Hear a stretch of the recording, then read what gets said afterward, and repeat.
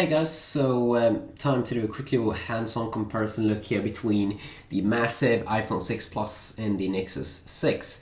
So the funny thing here is that already from the start you can kind of see that they are very similar in size. I mean, that's weird, and that's just because this iPhone here has this big fat thing down here. Only one button, but no buttons on the side, so it's take up a lot of space. Versus the Nexus 6, which has all the buttons built in to the display. So basically what that is creating is a little bit less viewing experience, of course, but the display is bigger, 6-inch versus 5.5-inch, so all in all you do get a little bit of a more bigger experience here on the Nexus 6, but I mean they are very identical. You do have, of course, Android 5.0 versus Apple's iOS experience over here. So let's just see here if I can make a good little thumbnail for this video. Perfect. So control center down here, iOS, which usually hasn't really changed that much. Really hope that iOS 8 can bring in something new. I mean, even notification area here with these widgets, you can't do that much with it compared to the creativity here inside of Android. What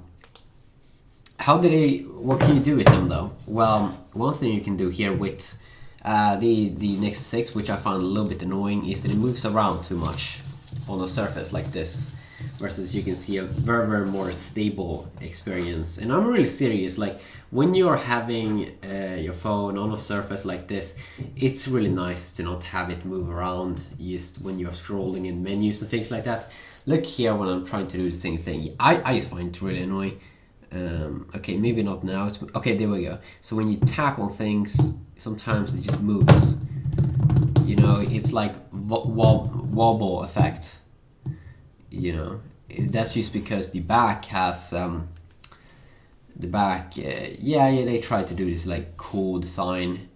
I guess it's a little bit cool, but it seems like it collects a lot of like dust and prints and stuff like that. Kind of like this is something perfect phone for maybe a criminal, and then CSI comes and they see all your prints. I mean, that's kind of what I get here. This is the iPhone 6 Plus here, which is probably a little bit better phone for a criminal maybe. But for CSI, this one's probably better or something. Or for the FBI or CIA or what do they call? I'm not sure what they call, but I do enjoy this one more. It looks more premium. The iPhone has a 8 megapixel camera versus I guess like 30 megapixel shooter here instead of the Nexus 6. I'm pretty sure that's the case, but you know, it's probably better for pictures, definitely, the Nexus 6. So it's gonna take, I mean, this is just the basic UI look here, of course, inside of the 6 Plus. Which has very good photo edits after you've been taking pictures, like built in. You can change so much with pictures, HDR mode, slow motion video, which is something that's very cool with this specific device, and normal video mode. Of course, the camera here inside of the Nexus 6 is also pretty nice. It has also pretty nice flashy UI, pretty simplistic as well. You can swipe to the side here, and the photo square mode is really cool, where you can capture a whole room or use the panorama mode. Lens blur, if you have a lot of things, I should definitely experiment more with the camera, but lens blur is something that's badass. I do enjoy how they made the camera easier to use, the UI, but I don't get why the button is so big down there. I want to have a little bit more screen space there. Some quick options here as well to change some quick things. Of course, you can do in Android and use this any other OS. You can change things pretty quick. I like specifically with this device is because it's a little bit bigger here, how they've added all the buttons here to be on the right side, volume up and down keys and power button. The iPhone as well, I mean, the iPhone has a little bit worse setup, I think. The power button is in a good place here. But to reach the volume up and down keys and to this mute switch, they're not at the most optimal place. It probably would be better if they also were aligned here, uses the Nexus. Of course, this one still doesn't come with that much new under the hood compared to like even an iPhone 5S.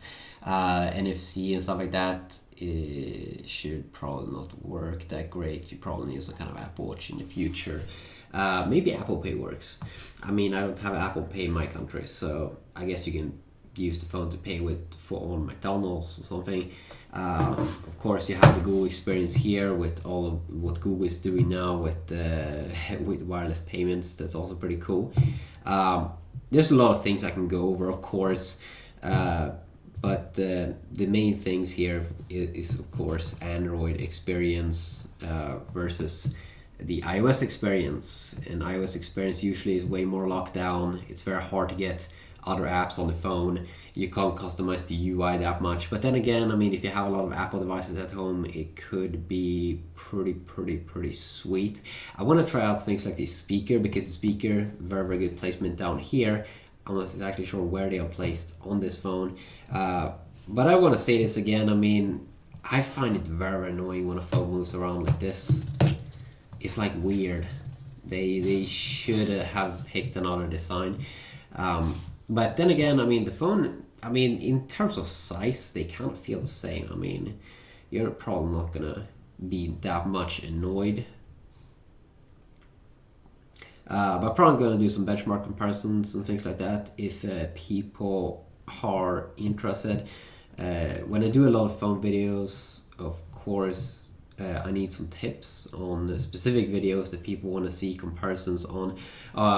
In terms of hardware, of course, the iPhone here is still dual core, but higher clock than iPhone 5S. This one is quad core, so it is Snapdragon 805, the Adreno 420 GPU, so it's one of the highest that's available right now for Android.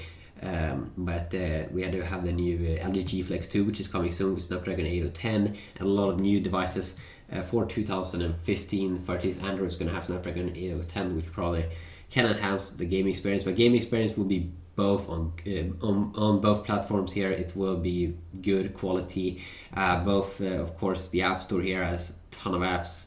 The Play Store here also has a ton of apps, so you will get a very matching experience there.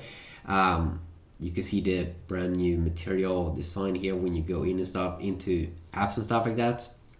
That it kind of matches the color there at the top. It doesn't really do that cool thing here with iOS. It's just white. So that's, yeah. But yeah, definitely let me know what you want to see. If there's specific videos, then that would be awesome to know. Let's just open up the dialer here pretty quick as well, so you can see some quick UI differences. I mean, you can see they do share a lot of similarities in that rounded effect that you can see a lot, like rounded buttons, rounded. They're of course trying to copy each other a lot. You can also see here how multitasking is different. Here you do have in Android 5.0 you have this card-based UI. So you can just jump here between different pages. I gotta say, I think this one is a little bit more badass compared to iPhones here. Both of these two lacks just a quick button to close down every app. It's so weird that even Android now is missing it here. It sucks because I don't want to swipe every single day. Like swipe here, at least you can close two apps at the same time. I'm not quite sure if you can do it over here. Yeah, and both of course quality browsing experience, quality stuff like that. And Chrome browser here and Safari browser there, might do some videos on that. Google Now here, Google's own voice assistant for quickly search stuff and set alarms. And of course you have Apple's own Siri here on the iPhone 6 Plus. I don't have it enabled at the moment, but I can go in and enable it in here.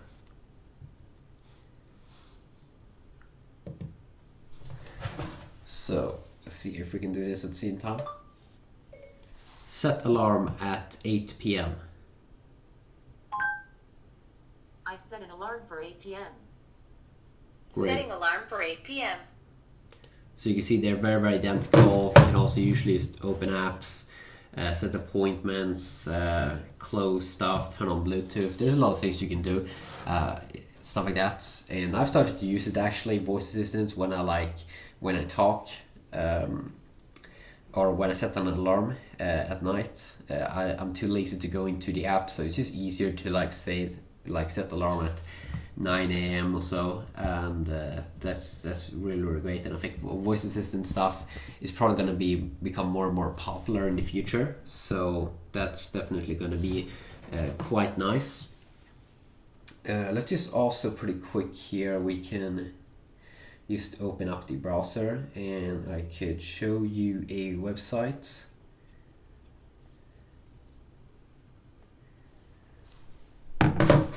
So here we have a GSM Arena. Let's just open up the full website here, the desktop version also on the iPhone 6 Plus. And again, my normal problem here with iPhones is the scrolling. I always think scrolling is too slow when you go up and down, versus Android here, which is snappier. I think it's provides such a better experience when you can scroll fast up and down. If I want to scroll up and down here, it's going to take forever. Of course, you could also use something like double tap up here, I think it is.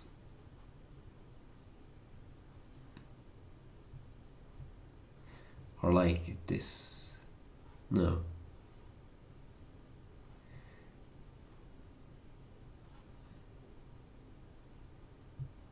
Yeah, you can double tap like that, but it's kind of weird. Why don't you just quick up and down? It's so much better. In terms of experience, of course, they're very, very similar, but the iPhone still wins here in terms of performance. Even there, loading a page seems to be quicker here on the iPhone. I also gotta say, I do enjoy the white colors here on the iPhone a little bit more than the experience here with the display on the Nexus 6. Also going back here, a page is just way easier and faster on the iPhone. So yeah, quickly look here. I might do more videos if you want. Definitely let me know what. And yeah, have an awesome day.